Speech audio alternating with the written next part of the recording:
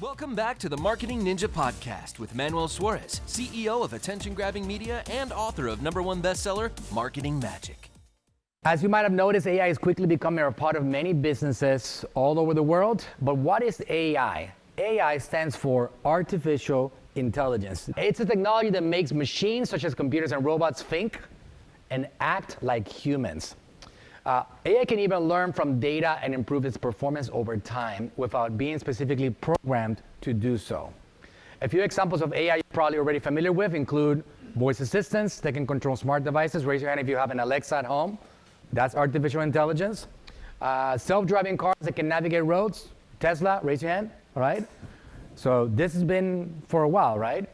Chatbots that can answer questions. So we've covered what AI is, but what about AI isn't? AI is not a human being or a living thing.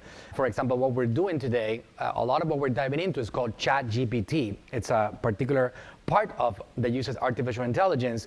It is called reactionary because it depends on human input to give you what you need, right? It's like if you ask it stupid questions, you're gonna get stupid answers. If you give it intelligent questions, you're gonna get intelligent answers. As simple as that. So just like LeBron James can win championships and hundreds of millions of dollars, and I cannot do anything with that same basketball, the same thing with tools like ChatGPT. Some people are gonna become very successful with it because they know what to ask and they know how to use it. And some people would just think it's a threat to society or complain about it or have trouble with it. So it really depends on the user of that particular tool.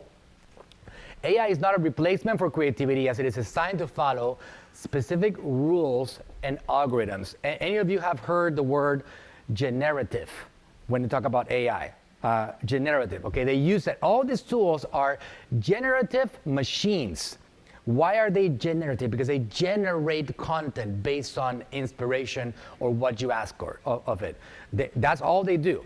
This is not the iRobot, Will Smith scenario of robots taking over the world. This is something that is entirely dependent on your ability to input things into it so they can give you back what is going to help you get there faster. AI is not always accurate. It can make mistakes or produce biased results if the data is incomplete, inaccurate, or skewed. It's not only for large companies, AI, right? AI is not only for large companies, and in fact, many AI tools and services are now affordable and accessible to small businesses. We're going to talk about that more in detail. Despite what some people might say, if you think about the history of the world in general, when it comes to like opportunities and marketing and all these things, social media was a threat. Social media was going to ruin society, and now is the main reason why the economy has been able to sustain itself. Without social media, businesses would have completely melted down during the disaster of the COVID pandemic. But they stayed afloat. They keep on talking about a recession, but we still have business opportunities. Why? Because social media presented an opportunity to businesses like us at AGM Marketing and Natural Slim. We actually broke records every year. Why? Social media. What does that mean? That we are able to feed hundreds of employees. We're able to provide our services to thousands of people. Millions of people watch our content because we have this thing called social media that used to be a threat or used to be the reason why our children were lost or doomed, right? That's something that repeats itself over and over and over again. People see these things as threats when they don't really understand them. If you think about the word fear, fear is a word that is directly proportional to the unknownness of something. When you don't know something, you're afraid of it. It's like if you think about a dark alley, you're walking through a dark alley. The reason you're afraid is because you don't see what's happening behind those little corners. You don't see the potential threat that could be there waiting for you, all right? That's very important to understand. When we don't understand something, we attack it. When we don't know what it could mean, we attack it.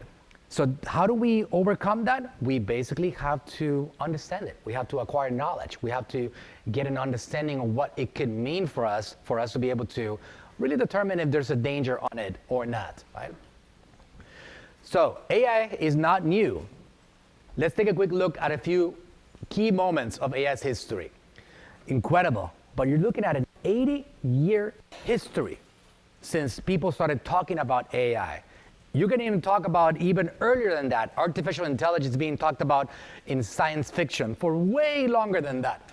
Two scientists Warren McCulloch and Walter Pitts wrote a paper about how the brain works, and they created a model, artificial neural networks.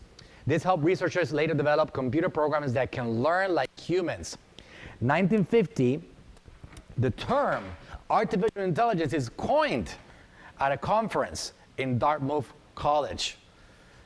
1950, right? So talk about overnight success, or like, oh my God, the world's gonna end, AI, right? It's not really where we're at. The first AI program, called the Logic Theorist, is created by Alan Newell and J.C. Shaw. In 1966, the ELIZA program, the first AI-powered chatbot, for those of you that thought that chatbots were something modern of our era, is created by Joseph Weizenbaum. 1997, IBM's Deep Blue. These are like crucial moments in the history of artificial intelligence. It defeats the world chess champion. Imagine that. The most like complicated sport, or most intelligence-driven sport. Some people call it a sport, some people call it a game.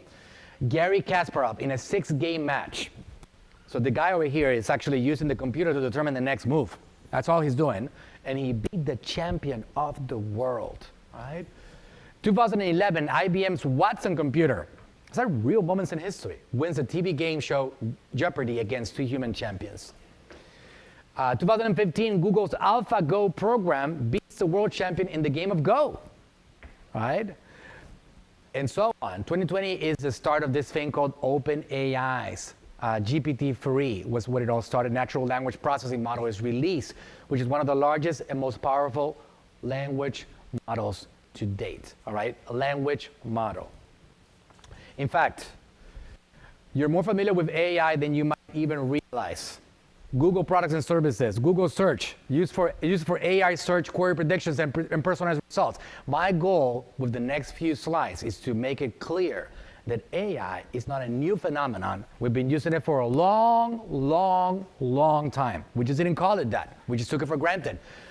Hey, thanks for listening. If you enjoyed the podcast, go ahead, leave us a review and subscribe to tune in for future episodes. And if you're looking for a team that'll go above and beyond for you and your brand, go to talktoaninja.com today.